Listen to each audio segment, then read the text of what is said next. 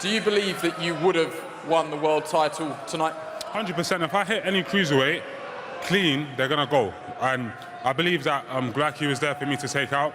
Unfortunately, his countryman had to take it today. And it gives me more time to prepare. And that's a bit of ring rust gone, and I'm going to get him next. Yeah, we wish Krzysztof Grodzki all the best in his recovery from COVID-19. Do you think that you finally found the correct fit for you with a trainer in Shane McGuigan? You've chopped and changed in your career, but it seems this punching through the target that he's got you doing is really paying dividends.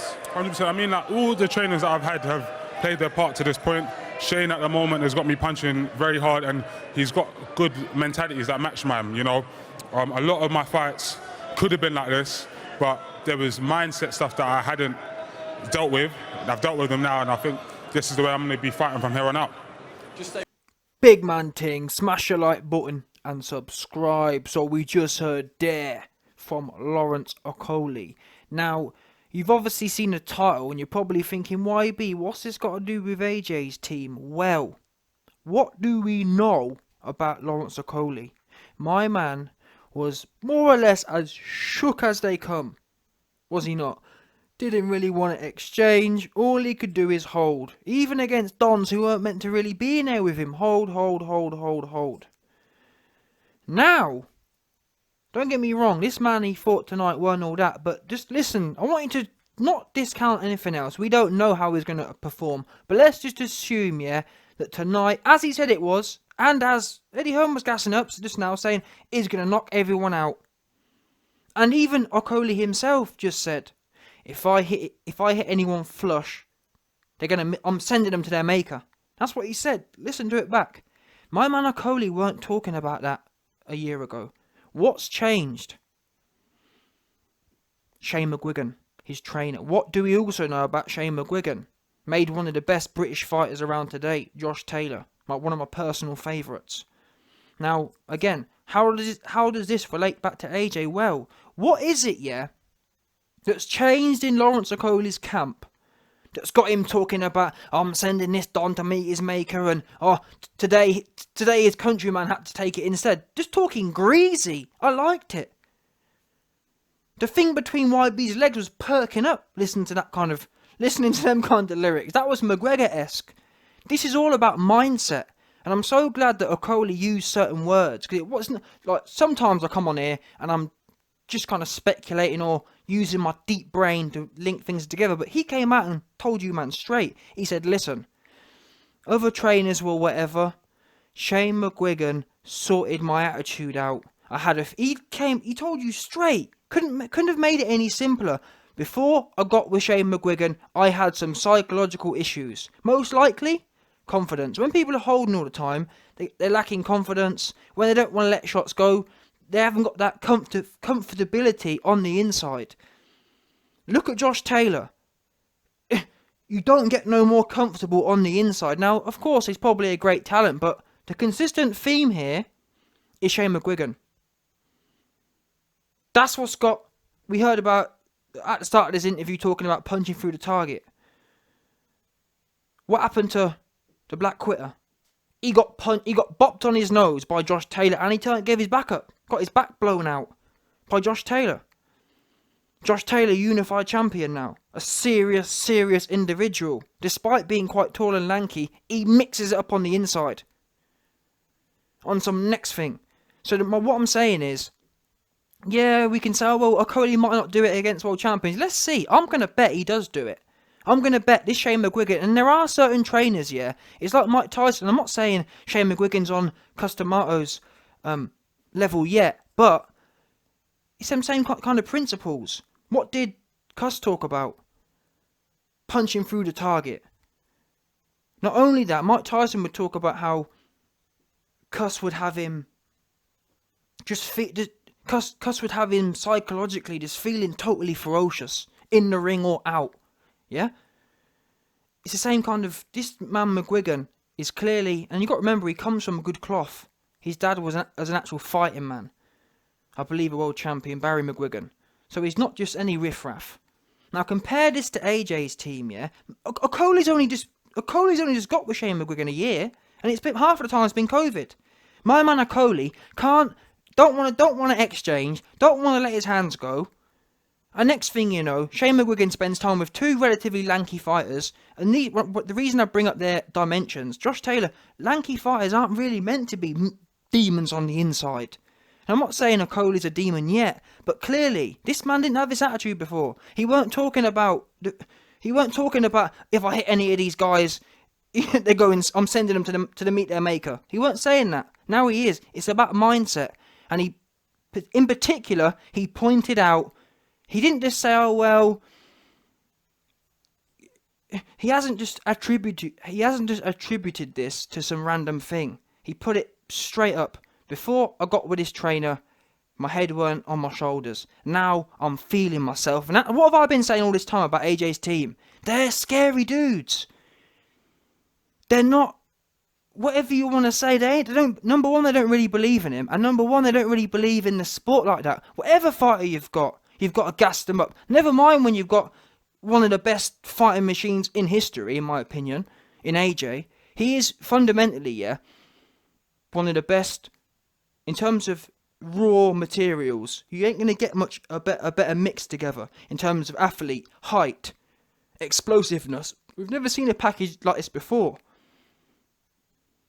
You show me a time you saw Lennox Lewis putting 6 shots together. We've seen AJ throw 6 shots for fun. Not even fit. Against Dillian White, he was loading, just slinging shots off. And when you've got that type of talent, number one, you need to nurture it. But if anything, you need to push it too far. Look at the people who ain't no good, who are getting gassed. Like Anthony Yard, he ain't all that. He hasn't got the underlying he hasn't got the underlying minerals to really to be that gassed. But equally, AJ's team, and he's brought all these other trainers in, but they're clearly not hitting the mark. I've got more videos coming soon, but from the ones I've shown you, Dillian White, Peter Fury, everyone's been saying, oh, Carl Froch, Johnny Nelson, he waited a bit too long.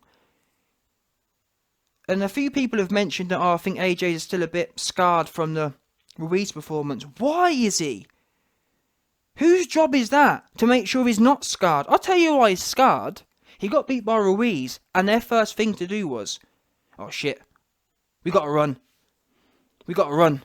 That's what we need. Oh, we need to run. And they should have been saying to him, this man's going to get it. Whether or not, I'm not saying my personal strategy would have been, we're going to make sure our inside game's on point, but I'm not saying that necessarily. But what I'm trying to get at is, the venom should have been there. It shouldn't have been enough to just win on points. He should have wanted to bust him up with that jab. Not just get through. And we saw, and the problem is, when you don't nip things in the bud, that's how things get drawn out. Like now, against PULEV. There was no need to be that cautious against PULEV. He had nothing to offer. Or he had nothing that could do any damage to AJ. We've seen AJ on one of his worst days against Vlad. He weren't fit then. And he was knackered and he got hit with a right hand and it bounced off him. And that was Vlad, right hand. Not PULEV, who's even slower, nowhere near as good, nowhere near as hard hitting. And besides, scrap all them technical things. It's about the attitude of the trainer. Your fighter, even more so after a loss, psychologically, I don't know what to say exactly, but whatever they're doing ain't cutting the mustard, in my opinion. I want AJ to be talking like this guy. If I hit any of these dudes, they're getting knocked spark out. Did you see that kind of conviction in AJ's performance? I want AJ to be worrying about touching these guys, not what's coming back. And people have said things like, oh well, YB, what happens if he exchanges and he gets knocked out? Who gonna knock him out? Who? I said before, he ain't fighting Lennox Lewis and Mike Tyson and Evander Holyfield. And even then, to be honest, they weren't knocking the best people out in round 1 or 2 anyway. So if people were like, there's loads of occasions Lennox Lewis couldn't get rid of Tyson in 7 rounds. So my point is, if their man are lasting 6-7 rounds, why are we letting PULEV off the hook? It's about the mentality. AJ's team ain't cutting the mustard. They haven't got him in that. They haven't got him feeling himself. And it's not just me saying this. It's everyone who knows anything about boxing saying the same thing. He looks a bit apprehensive. The Ruiz loss is still on his mind. He looks like he don't really want to commit. Why is that? It's a year ago now. We've gone past that. You've got that out of the way. You've got to take some. It's not even like taking risks, to be honest, either. Again, look at all the fights I've mentioned before. Being on the inside doesn't mean you take a whole load of shots. And if you know what you're doing on the inside and you're skilled in that area, there's no reason why you can't. People think being on the inside means you've got your hands by your waist and your chin stuck in the air. As it happens, on several occasions, AJ's defense hasn't been, or AJ's inside fighting skills haven't been the most polished. He doesn't know how to ride shots on the inside. He doesn't know how really to keep himself safe. And that's a skill you have to learn. Again, watch Josh Taylor versus that last person he fought for the World Championship. I forgot his name. Prograis. In fact, both of them two. In my opinion, it's the highest level skill. It's the hardest thing to do in boxing. Be comfortable and not panicked on the inside.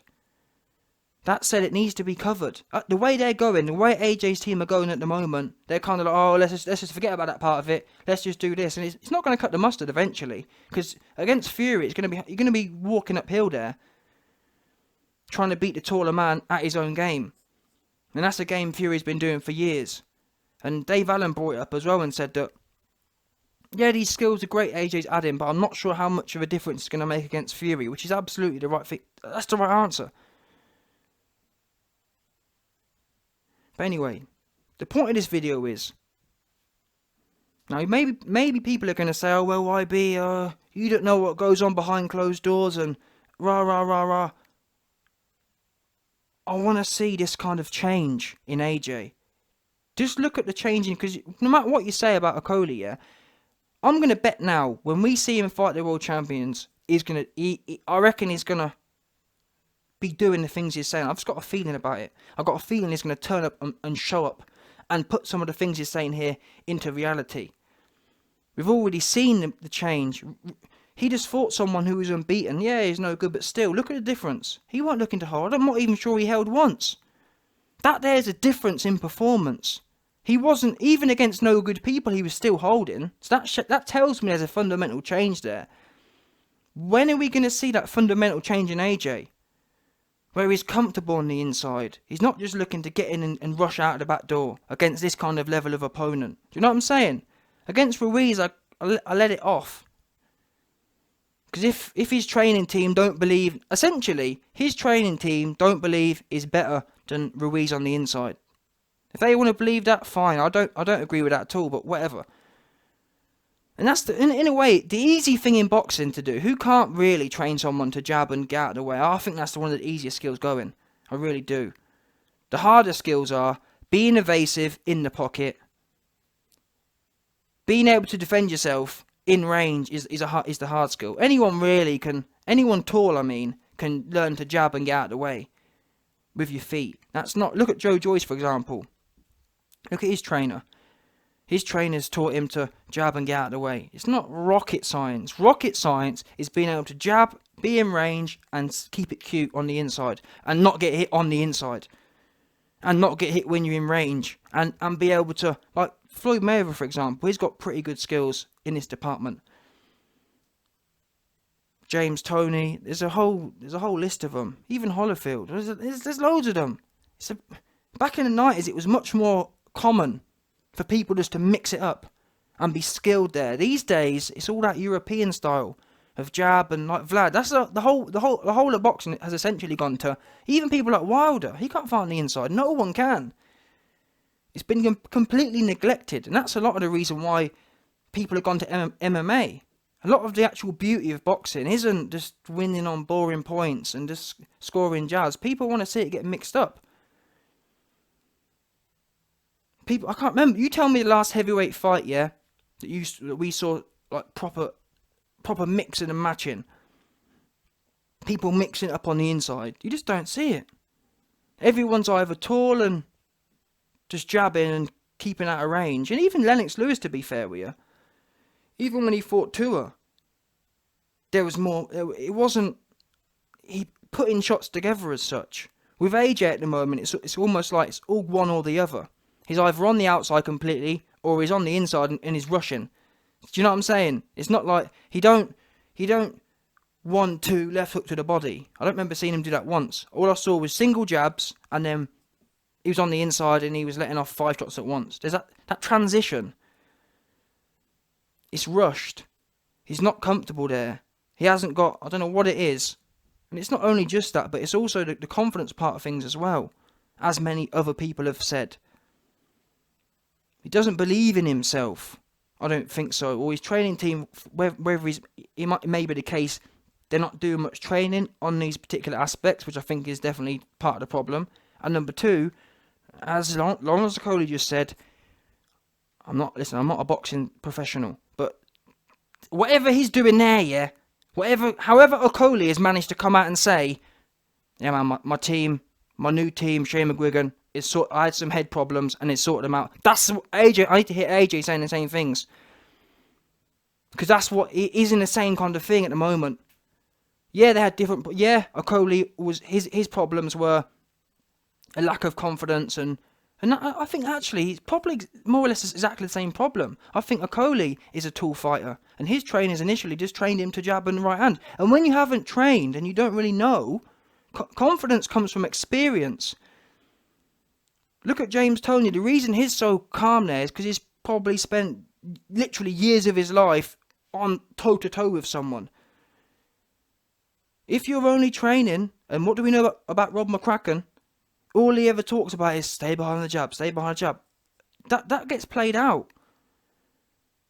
Especially for the type of fighter AJ used to be. It's like he's been reduced to this robotic. I'm just gonna all I'm ever gonna do is jab. Even the few times AJ went to get busy, Rob McCracken was in the corner saying, "Oh, don't take any risk. Stay behind the jab. Stay behind the jab."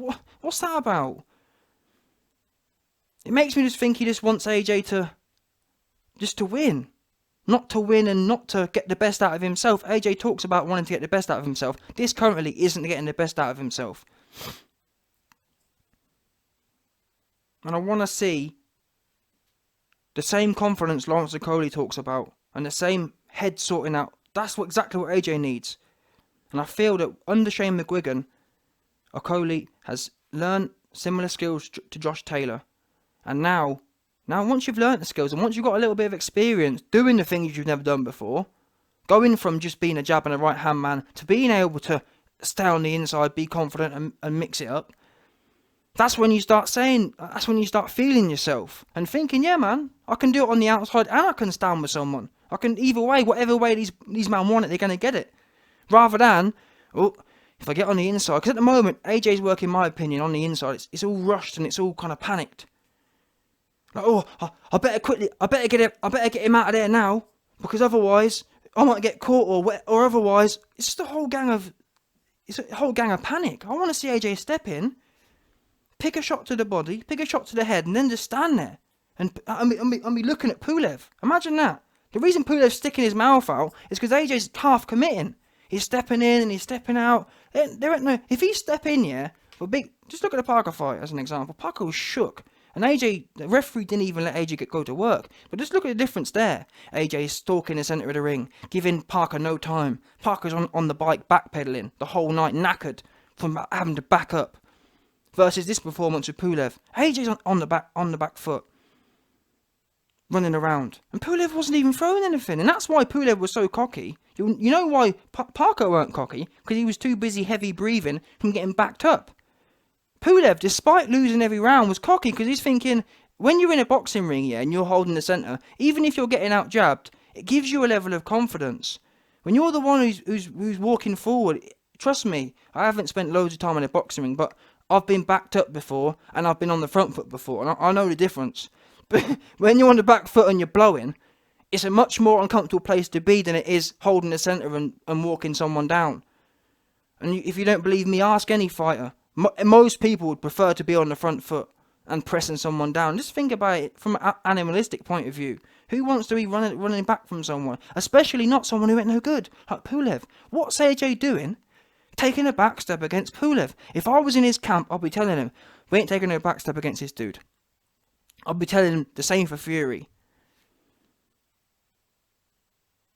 The only time you take a backstep, I only want to see you take a backstep in this fight when you're hurt. If you're not hurt, you're going to be at least holding your feet and moving. I'd rather AJ learn some skills like move his head. Okay, we know PULEV's got a right hand, we know he's got a jab, so we're going to work on our slipping skills.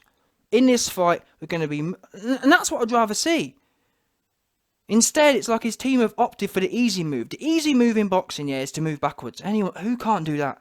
That's the most basic skill. Let's get some of these... I still haven't seen AJ move his head. When are we going to develop some of these offensive skills, well, where AJ can potentially move his head and counter?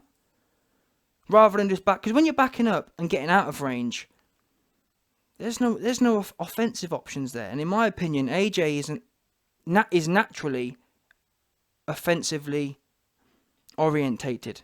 His most, as many people have mentioned, particularly in his post-fight, AJ is off. Like in terms of where he does his best work, is on the inside. So why have they got him? Oh, they've taken a man who's best at being on the inside, and they've completely flipped him to the other side. They've got him fighting like a man with no power and no speed and just lanky. And it's not even just a change of orientation, it's also the confidence when doing so. He's not even on the back foot and tripling the jab up. It's all kind of like sneaky little shots. Or I'm gonna nick a jab in and get out. There's no like calmness or authority. A good example, I know he's lost his head now, but McGregor used to have this aura of superiority about him in the ring, in the octagon. He'd say things like, let's see who takes a back step first. These psychological things, it might sound trivial, but it really is a serious thing, in my opinion. I want AJ to have the attitude of, I'm not going back. Especially against these kind of people. Fury, PULEV. Why are you going back against these people? In my opinion, you're going to be moving your head or defending and looking to counter. That's what we're going to be training for. Not just get out the back door after... What are you not going to learn no skills? You're just going to learn to back up. In what boxing book, yeah? Oh, YB, you're not a boxing trainer. All right then, Mr. 50-year-old. If McCracken's such a great trainer, why haven't we learnt no more skills yet? Or are we just going to learn how to back up? When's the slipping and countering? When's the slipping at all? Even Joe Joyce, and credit to his trainer, there were several times in that, and Joe Joyce is so slow, and that's what frustrates me. If slow Joe Joyce can do it, several times in that fight against Dubois, Joe Joyce was backing up and slipping. His head was moving. I haven't seen AJ move his head once. These trainers are out of their depth. It's as simple as that. Shane McGuigan, that's the only one I can think of for now. But he's proven not only before it was only one person with Taylor. Now I got a second guy, and I'm telling you now, I'm calling it now. Okolie's going to knock that guy out. I'm going to put money on it. In fact, the next fight Okolie has, I'm putting money on it. He's getting knocked out. I can feel it.